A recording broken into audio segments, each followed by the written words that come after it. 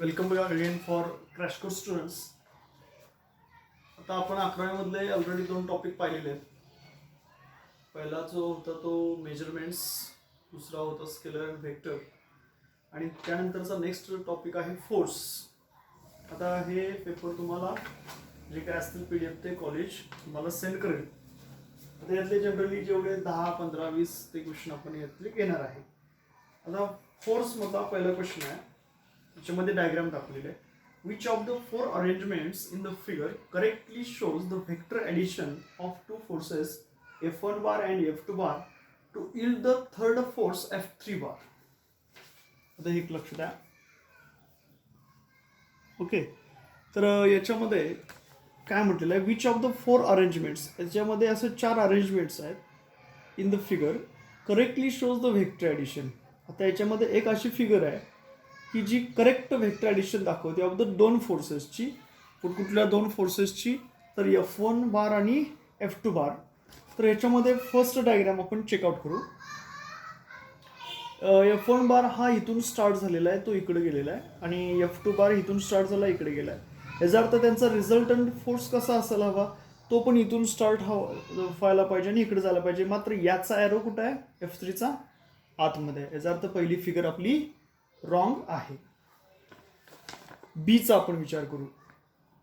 इथून स्टार्ट झालेला आहे, त्याचं टेल F1 बारचं हेड इथं आहे, इथून तो स्टार्ट होतोय, त्याचं टेल इथं आहे, आणि इकडं हा F2 बार समजा. मात्र F3 बार F1 कडून F2 कडे येतो. याचा अर्थ हे पण काय झालं, म्हणजे रॉंग झालं. तिसरी डायग्राम बघा. F1 बार इथून स्टार्ट झाला आणि F2 बार इथून इकडं स्टार्ट झाला. सेम त्याचं रिझल्टंट पण इथून स्टार्ट झालेला आहे. याचा अर्थ सी फिगर आपण करेक्ट म्हणू शकतो. डीचा आपण विचार करू. F1 बार असा आहे, F2 बार असा आहे, त्याचा रिझल्टंट इकडून इकडे दिला आहे. याचा अर्थ ही फिगर पण करेक्ट नाही. So option number C, F1 bar plus F2 bar is equal to F3 bar. So first जे काय आपलं रिक्वायर्ड आन्सर येणार आहे option number C. Okay, next second problem. A body of mass 6 kilogram, म्हणजे 6 kilogram वस्तुमान असणारी एक body आहे, moves in a straight line. जी बॉडी काय होते, एका स्ट्रेट लाईन मध्ये मूव्ह होते अकॉर्डिंग टू द इक्वेशन. आता त्याचं आपल्याला इक्वेशन दिलंय. काय equation, x is equal to T cube minus 75 T. बघा, आपल्याला एक बॉडी आहे ज्याचं मास 6 किलोग्राम आहे, आणि त्याचं असणारं जे काय डिस्प्लेसमेंटचं इक्वेशन आहे ते दिलेलं आहे. x is equal to T cube minus 75 T, where x denotes the distance in metre. या ठिकाणी x काय दाखवतो, डिस्टन्स दाखवतो, कशामध्ये, मीटरमध्ये. And t is the time in second, आणि t म्हणजे काय आहे, टाइम आहे. The force on the body at t is equal to 4 second is. मग टाइम 4 सेकंड झाल्यानंतर त्या बॉडीवरती किती फोर्स असावा हे आपल्याला विचारलेलं आहे. हे बघा, आपलं असणारं इक्वेशन आहे x is equal to T cube minus 75 T. त्यानुसार मी याचं काय घेतो, डेरिव्हेटिव्ह घेतो. ओके, याचं डेरिव्हेटिव्ह घेतलं. Rate of change of displacement with respect to time म्हणजेच व्हेलॉसिटी. माझा याचं डेरिव्हेटिव्ह काय येणार, हा 3 खाली येतो कोएफिशियंट म्हणून, 3 इंटू टी, त्याचा घातांक 1 न कमी होतो, म्हणजे काय होणार, 3t स्क्वेअर मायनस याचं डेरिव्हेटिव्ह 75 टीचं डेरिव्हेटिव्ह 75. मग व्हेलॉसिटी काय झाली, 3t स्क्वेअर मायनस 75. आता अगेन याचा आपण डेरिव्हेटिव्ह घेऊ, म्हणजे आपल्याला ऍक्सेलरेशन भेटेल. Again derivative of this, so dv by dt. dv by dt म्हणजेच काय हो, acceleration. So a is equal to, हा 2 जो आहे तो इथं 3 ला मल्टिप्लाय होईल, 2 इंटू 3 6t. याचं डेरिव्हेटिव्ह 0. याचा अर्थ आपल्याला ऍक्सेलरेशन काय भेटलं, a is equal to 6t. बघा, एक बॉडी आहे ज्याचं मास 6 किलोग्राम काहीतरी दिलेलं आहे, याचं आपल्याला इक्वेशन दिलेलं आहे डिस्प्लेसमेंटचं, x is equal to T cube minus 75 T. याचं आपण डेरिव्हेटिव्ह घेतलं, सो त्याची व्हेलॉसिटी निघेल, काय आलं, 3t स्क्वेअर मायनस 75. अगेन त्याचं आपण व्हेलॉसिटीचं डेरिव्हेटिव्ह घेतलं, तर ते काय आलं, ऍक्सेलरेशन, 2 इंटू 3 6t. आता लक्षात घ्या, आपल्याला त्याच्यामध्ये त्याचा फोर्स विचारलेला आहे. फोर्स ऑफ फॉर्म्युला काय, force is equal to mass into acceleration. Mass किती दिलेलं आहे, 6 दिलेलं आहे, 6 ग्रॅम काहीतरी आपल्याला मास दिले बघा, त्यांनी 6 किलोग्राम दिलेलं आहे. तर इथं 6 किलोग्राम दिलं. ऍक्सलरेशन किती आलं आपलं 6t. So 6 × 6 36t. फोर्स काय झाला 36t. आता त्यांनी क्वेश्चन मध्ये काय म्हटलंय, the force on the body at t = 4 second. मग असा फोर्स काढा की ज्यावेळी टाइम किती असायला हवं 4 सेकंड. मग आपण त्याच्यामध्ये त्याचे व्हॅल्यूज पुट करू. So at t = 4 second F = 36. तसाच t ची किंमत किती दिली रे 4 दिले. सो 36 × 4 किती येतं 144 न्यूटन. त्याचा अर्थ फोर्स किती आला 144 न्यूटन. सो दुसऱ्याचा आन्सर जे आहे ऑप्शन नंबर सी. नेक्स्ट आता थर्ड क्वेश्चन आपल्याला काय दिलं बघा या ठिकाणी. ओके सगळ्यांनी दिसतंय. The adjacent figure is the part of a horizontally stretched net section AB. आता हा जो बॉटमला आहे तो section AB is a stretched with a force of 10 Newton. समजा त्याला आपण खेचलं खालच्या बाजूला 10 न्यूटन इतका फोर्स देऊन. The tension in the section BC. मग BC मध्ये आणि BF मध्ये किती आहे हो टेन्शन, असा आपल्याला क्वेश्चन त्यांनी विचारलेला आहे. तर जर फिगरला पाहिलं तुम्ही तर AB आणि BC आणि BF याच्यामध्ये 120 डिग्रीचा अँगल होतोय. BC आणि DC ज्याच्यामध्ये 90 डिग्रीचा अँगल होतोय. इथे 150 त्यानंतर इकडे 120 डिग्रीचा अँगल होतोय. तर ह्या फिगरमध्ये एबीच्या ठिकाणचा असणारा फोर्स आपल्याला 10 न्यूटन दिलेला आहे आणि विचारलंय काय टेन्शन म्हणजे फोर्स विचारलाय BC मध्ये आणि BF मध्ये. आता इकडे लक्ष द्या. ही जी आहे डायग्राम जे आता तुमच्याकडं असणार आहे कागदावरती. आता ह्या डायग्राम नुसार या ठिकाणचं AB आपल्याला किती दिलाय 90 डिग्री दिलाय. आता आपण ही जी डायग्राम आहे हे काय करू टोटली प्लस अधिक चिन्ह जसं आपण म्हणतो तसं आपण जर याचं कन्वर्जन केलं तर बघा साहजिकच हा 120 आहे. मी जर हीच रेष अशी पुढे वाढवली पुढे घेतली थोडक्यात बीलाच वरती घेतला तर तो आणि किती वाढणार आहे 30 न. म्हणजे 90 अधिक 30 किती होतील 120 होतील. सेम इकडचं पण 90 अधिक 30 120 होतील. शाबास. म्हणजे हा इकडचा काय होईल T1 cos 30. इकडचा कास काय होईल T2 cos 30. हा T1 आहे cos 30 आणि हा पार्ट काय होणार T2 च्या समोरची बाजू T2 cos 30. त्याच्यानुसार आता T1 cos 30 आणि T2 cos 30 दोन्हीकडचं टेन्शन कसं असणार आहे सेम असणार आहे. So therefore T1 = T2 = T. म्हणजे टोटल जो फोर्स असणार आहे तो कसा आहे सेम असणार आहे. सो अगेन आता वरच्या बाजूला जर आपण पाहिलं तर इथं असणारा हा T1 sin 30 आहे आणि ह्या ठिकाणचा जर असणारा तो सेकंड आहे तो T2 sin 30 असणार आहे. दोघांची डिरेक्शन कुठे आहे अपवर्ड आहे त्यामुळे आपण त्यांची ॲडिशन घेऊ. T1 sin 30 + T2 sin 30. आता हे दोन्ही कुणाला बॅलन्स करतात ह्या AB ला बॅलन्स करतात आणि AB चा फोर्स किती आहे 10 न्यूटन. म्हणजे कसं आलं T1 sin 30 + T2 sin 30 = 10. So T1 म्हणजे पण Tच आहे T2 म्हणजे सुद्धा Tच आहे. तर दोघांची आपण ॲडिशन घेतली तर काय होईल twice T sin 30 = 10. twice T as it is. sin 30 ची व्हॅल्यू काय असते हाफ. आता हे 2 ला 2 काय होतील कॅन्सल. म्हणजे T काय राहील अगेन 10 न्यूटन. याचा अर्थ आपलं जे असणार रिक्वायर्ड आन्सर आहे ऑप्शन नंबर 3 सर ते काय बघा 10 न्यूटन ऑप्शन नंबर सी. म्हणजे BC चा फोर्स पण 10 न्यूटन सेमच असेल आणि BF चा पण सेमच असेल. ओके नेक्स्ट फोर्थ प्रॉब्लेम काय म्हणते बघा ए ब्लॉक ऑफ मास √3 किलोग्राम. आता या ठिकाणी एक आपल्याला काय दिलेलं आहे ब्लॉक दिलेला आहे ज्याचं मास किती आहे √3 kilogram resting on a horizontal surface. बघा असा ब्लॉक आहे ज्याचं मास √3 किलोग्राम आहे. तो कुठं आहे स्थिर आहे हॉरिझॉन्टल सरफेसवरती. आता force F is applied on the block. समजा F इतका फोर्स जर आपण त्या ब्लॉकवरती अप्लाय केला आणि if coefficient of friction between the block V आणि याच्यामध्ये असणारं जे फ्रिक्शन फोर्स आहे सॉरी कोएफिशियंट ऑफ फ्रिक्शन आहे म्हणजे म्यूची किंमत 1/2√3 आहे. किती आहे 1/2√3. What can be the maximum value of force. मग या ठिकाणी असणारी फोर्सची मॅक्झिमम व्हॅल्यू किती हो कशासाठी so that block does not start moving.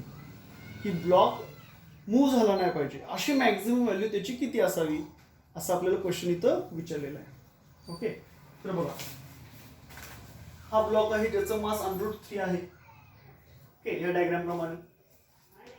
त्यानंतर बघा याच्यावरती असा फोर्स आहे जो 60 डिग्रीला याच्यामध्ये आहे, तोच मी पुढं हा फोर्स आहे. त्यानंतर याच्यावरती असणारा इकडचा फोर्स मी परपेंडिक्युलर टाकला इथून. तर आता ह्याच्यामध्ये असणारा फोर्स काय आहे, formula F is equal to mu into N. N म्हणजे काय, नॉर्मल रिएक्शन आपण म्हणतो.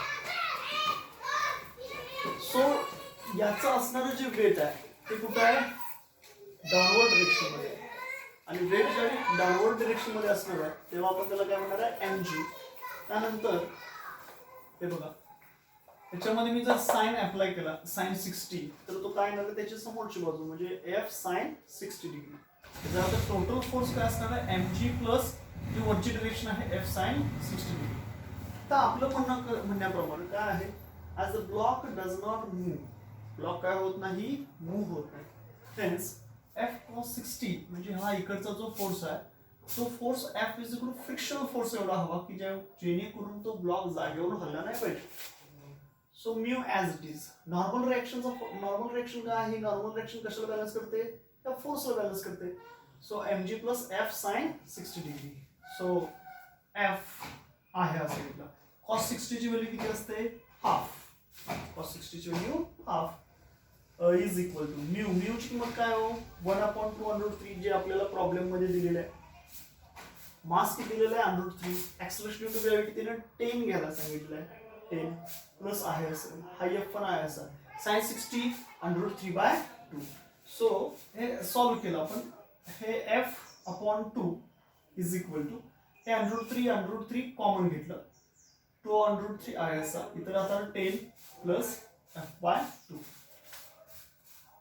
तर याच्यामध्ये काय, हा जो असणारा तो आहे तो आपण इकडे घेऊ, म्हणजे इकडे अंशामध्ये जाईल. Twice F/2 is equal to 2 × 10 20 plus F/2. 2 ला 2 काय होईल, इकडचे दोन्ही इकडचे कॅन्सल होतील. So 2F is equal to 20 plus F. म्हणजे हा जो F आहे तो मी इकडे घेतो, तो काय होईल, मायनस होईल. 2F मायनस F एकच F आहे इज इक्वल टू 20 न्यूटन. याचा अर्थ जवळपास आपल्याला 20 न्यूटन इतका फोर्स त्याच्यामध्ये असायला हवा की जेणेकरून ती वस्तू जागेवरून हलवू नये, मूव्ह होऊ नये. ओके, नेक्स्ट 5वा क्वेश्चन काय म्हणलं बघा. 5th क्वेश्चन, स्टेडी रेन म्हणजे पाऊस कसा आहे, एकसारखा आहे, स्टेडी आहे. Giving 5 mm an hour. म्हणजे आता जो पाऊस पडतोय तो पावसाची असणारी जी की एका थेंबाची लांबी आहे, एक रेन ड्रॉप आहे त्याची थेंबाची लांबी जवळपास 5 mm आहे. तो 1 तास एकसारखा पडतोय. Turn suddenly into downpour giving 20 mm. आता बघा तो अचानकपणे काय झाला, डाउनपोर झाला, वाढला आणि गिव्हिंग 20 mm. आता मात्र 5 mm च्या ठिकाणी किती पाऊस पडतोय, त्याची एका थेंबाची लांबी किती आहे, जवळपास 20 mm इतकी आहे. एन आवर, तो सुद्धा किती, पहिला 1 तास पाऊस पडत होता त्याच्या एका थेंबाची लांबी 5 mm होती. सडनली तो काय झाला, वाढला. आता त्याची असणारी थेंबाची लांबी किती दिली आहे आपल्याला, 20 mm दिलेली आहे. And the speed of the raindrops बघा, आणि त्याचं असणारं जे रेनड्रॉपचं असणारं स्पीड आहे जे फॉलिंग होतं व्हर्टिकली उभं बरोबर on the flat roof simultaneously doubles. 5 mm असताना जे काय त्याचं असणारं स्पीड आहे त्याच्या स्पीडपेक्षा ज्यावेळी ते 20 mm होणार आहे त्यावेळेचं स्पीड काय होणार आहे, डबल होणार आहे. The pressure exerted by the falling rain on the roof is raised by a factor of. आता क्वेश्चन काय विचारलाय, the pressure exerted by the falling rain होत असताना जे प्रेशर एक्झर्टेड केलं जातं त्या ऑन द रूफ वरती is raised by a factor of. तर तो किती वाढतो असा क्वेश्चन आपल्याला विचारलेला आहे. हे बघा फॉर्म्युला आपल्याला सगळ्यात आधी माहित पाहिजे. F is equal to V into dm by dt. F is equal to V into dm by dt. आता dm by dt हा फॅक्टर इन्क्रीज झाला कितीनं, 4 नं. कसं काय, कुठं दिलंय का नाही, पहिल्यांदा किती होता 5 mm, त्याची लेंथ 5 mm, ती पद किती झाली 20 mm. हे जर किती फॅक्टर वाढली, 5 × 20, 5 4 20. सो त्याचा फॅक्टर 4 झाला. अँड फी इज डबल्ड आणि त्याची व्हेलॉसिटी मात्र आणि काय झाली डबल्ड झाली. So F is increase by a factor of, मग व्हेलॉसिटी डबल आणि त्याच्यामध्ये इन्क्रीजमेंट 4, तर 4 into 2 फॅक्टर किती येणार 8. हे बघा हे कॉमन सेन्सचे प्रश्न आहेत, त्याच्यामध्ये जास्त सॉल्व्ह वगैरे करायला लागत नाही. म्हणजे जर तर त्याचं आन्सर काय येणार आहे, the pressure exerted by the falling rain on the roof is raised by factor 8. काय काय केलं, फॉर्म्युला आपल्याला माहिती पाहिजे, F is equal to V into dm by dt. आता पडणाऱ्या रेनची सुरुवातीची लांबी 5 mm होती, म्हणजे मी काय म्हणणार dm by dt is increase by factor 4. ती झाली किती 20 mm म्हणजे 4. आणि सुरुवातीची व्हेलॉसिटी नंतरची व्हेलॉसिटी काय झाली डबल, म्हणजे so F is increase by a factor of 8. Okay, so required option that is B. आता नेक्स्ट आपला पुढचा जो क्वेश्चन आहे 6वा. A ball of mass 0.2 kilogram is thrown normally against a wall with a speed of 15 meter per second. एक ball आहे जिचं मास आपल्याला 0.2 kilogram दिलेला आहे आणि थ्रोन केला नॉर्मली, म्हणजे आपण असं एखादा बॉल चेंडू कसं फेकतो बरोबर आहे का, तसं against a wall with speed of 15 metre per second. जे एका भिंतीवरती आपण फेकतोय की त्या बॉलचं असणारं जे स्पीड आहे ते किती दिलं आहे 15 metre per second. The impulse of the force by the ball on the wall is, आता काय विचारलं बघा, the impulse of the force, मग त्या फोर्सचं इम्पल्स किती कुणाकडून, त्या बॉलकडून, कशावरती ऑन द वॉलवरती. फॉर्म्युला आपल्याला माहित पाहिजे इम्पल्सचा, in magnitude of J cap is equal to magnitude of delta P bar. J cap impulse आहे P bar, so mass into its velocities 0.2 into 20 plus 15 त्यांनी दिलेली रिक्वायर्ड व्हेलॉसिटी आहे, 0.2 त्याचं किलोग्राम मधलं मास आहे, सो त्याच्यामध्ये आपण काय करतो 20 plus 15, सो जे कॅप इज इक्वल टू 15 अधिक 20 35 दोन्ही 70 म्हणजे पॉईंट येणार, म्हणजे जे न्यूटन सेकंड. त्याचा अर्थ तुझा इम्पल्स किती असणार आहे 7 न्यूटन सेकंड. ओके, नेक्स्ट 7वा प्रश्न. ए particle moves in the xy plane under the influence of a force such that its linear momentum. आता x ऍक्सिस आपण माहित आहे, y ऍक्सिस माहित आहे. समजा हे y ऍक्सिस x ऍक्सिस मध्ये एखादा पार्टिकल कुठेतरी फिरतोय x y ऍक्सिस मध्ये, कसा तर under the influence of force, त्याच्यावरती काहीतरी फोर्स ऍक्ट होतो, such that it's linear momentum is, linear momentum आपल्याला दिलेला आहे p bar t is equal to a into bracket I cap cos kt minus j cap sin kt. आता याचा आपण derivative घेऊ म्हणजे फोर्स निघेल, so F bar is equal to dt of p bar t. आता याच्यामध्ये derivative कसं येणार बघा, एक कॉन्स्टंट आहे cos kt हे जे आहे त्याचं derivative, cos derivative minus sin kt, cos derivative minus sin kt, again derivative of this kt k. Okay, आता हा मायनस जो आहे असा आहे, डेरिव्हेटिव्ह ऑफ दिस जे कॅप काय कॉन्स्टंट आहे, derivative of this sine KT cos KT, again derivative of this KT K, तो इथं कॉमन घेतलेला आहे. ओके, तर दिलेल्या माहितीनुसार आपल्याला काय काय आहे, इकडे एफ एक्स आहे, इकडं पी एक्स आहे, या ठिकाणी पी बार आहे, इकडं एफ बार आहे, आणि दोन्ही फोर्स एफ वाय आणि पी वाय चे अलॉंग वाय ऍक्सिस जे आपल्याला दिलेले आहेत ते. So therefore its force and momentum F4 dot P bar या दोघांचे काय करायचे multiplication a square k i cap म्हणजे दोघांचा गुणाकार होणार आहे, काय होणार cos into sin म्हणजे काय होणार बघा minus cos kt into sin kt. त्यानंतर हे मायनस आहे, हे मायनस आहे, प्लस झालं sin kt into cos kt, sin kt into cos kt is equal to 0. कारण का अरे हे cos kt sin kt, हे sin kt cos kt, हे मायनस आहे प्लस आहे, दोघांची बेरीज घ्या 0 येणार आहे. याचा अर्थ 0 येते म्हणजेच momentum and force are perpendicular to each other. 0 बेरीज येते याचा अर्थ मोमेंटम आणि फोर्स, हे मोमेंटम आणि फोर्स एकमेकाला कसे आहेत perpendicular to each other. Okay, तर याचा ऑप्शन नंबर परपेंडिक्युलर म्हटलं की टी येणार 90 degree. Okay, next 8th question आपण बघणार आहे. Question number 8.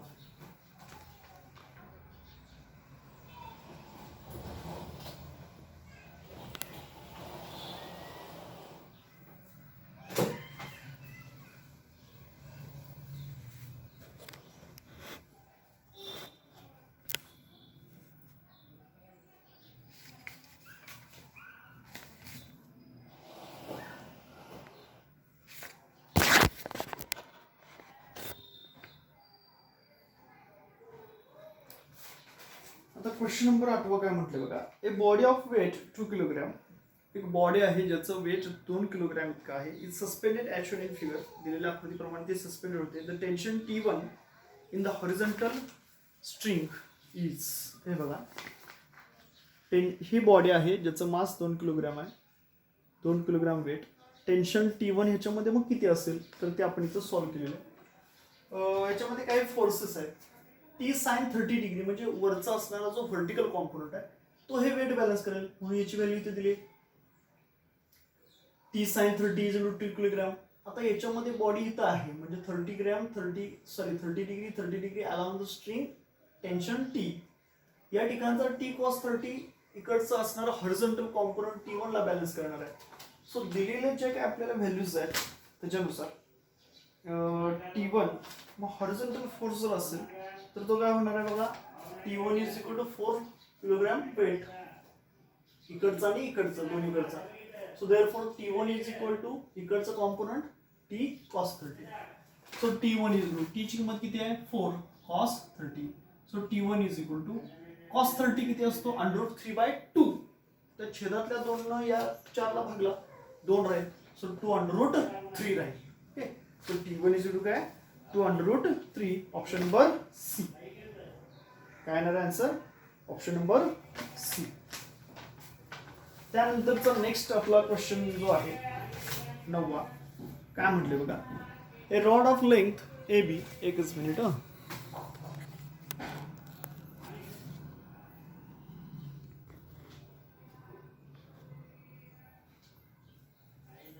9वा क्वेश्चन काय बघा. A rod of length AB. आता AB एक रॉड दिलेला आहे ज्याची लांबी moving with ends remaining in contact. आता तो मुव्हिंग होतोय कॉन्टॅक्ट मध्ये असताना विथ फ्रिक्शनलेस वॉल. की ज्याची वॉल कशी आहे फ्रिक्शनलेस आहे and floor. A rod of length AB is moving with ends remaining in contact with frictionless wall and floor. If at the instant shown the velocity of end B. बघा या ठिकाणची असणारी जी velocity आहे ती किती म्हणलेली आहे 3 metre per second towards negative X direction म्हणजे या डायरेक्शनला. then magnitude of velocity of end A will be. मग magnitude of velocity at end A तो किती असेल असं आपल्याला क्वेश्चन त्यांनी विचारलेलं आहे. तर आता ह्याच्यामध्ये x आणि y ची किंमत आपण काढू शकतो. कशी काढणार हे बघा. हे x आहे आणि हे y आहे. आता x इज इक्वल काय हो ते l दिलेलं आहे बरोबर आहे का. l दिलेलं आहे. So x is equal to काय l cos theta. y is equal to l sin theta. So v is equal to काय डिस्प्लेसमेंट अपॉन व्हेलॉसिटी असं घेतलं. So therefore minus l sin theta d theta by dt ही त्याची value होईल. Same vy म्हणजे काय हो dy by dt is equal to काय होणार l cos theta d theta by dt. हे जनरल व्हॅल्यू झाल्या. सो देअरफॉर vy ला vx ने आपण डिवाइड केलं. तर बघा vy ला vx ने डिवाइड केलं म्हणजे काय होणार cos थीटा भागिले sin theta l cancel d theta cancel cot theta होणार आहे. और vy इज इक्वल टू हा vx इकडे जाईल मल्टिप्लाय मध्ये. सो vy इज काय म्हणू शकतो आपण minus vx cot theta. Since vx आपल्याला किती दिलेला आहे त्यांनी 3 मीटर पर सेकंड दिलेला आहे. Hence vy is equal to काय होणार बघा हा minus as it is vx ची व्हॅल्यू किती आहे -3 इंटू कॉट थीटा. थीटाची किंमत किती दिलेली आहे 60 degree. So minus minus plus what is the value of cot 60. Cot 60 means 1/√3. So here काय होणार आहे बघा. आता हे सॉल्व्ह करण्यासाठी आपण त्याच्या असणाऱ्या